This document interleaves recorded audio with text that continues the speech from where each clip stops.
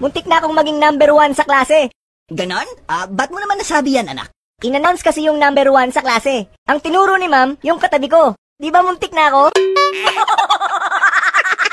Nirereklamo ho kayo nito. Ano bang ginawa mo? Wala naman ho, Kapitan. Kinuha ko lang ho yung pag-aari niya. Hindi naman niya ginagamit eh. Ano ba yung pag-aari mo na kinuha niya na hindi mo na rin ginagamit? Yung asawa ko po. Mahal, kung mamamatay ba ako, mag-aasawa ka pa ulit?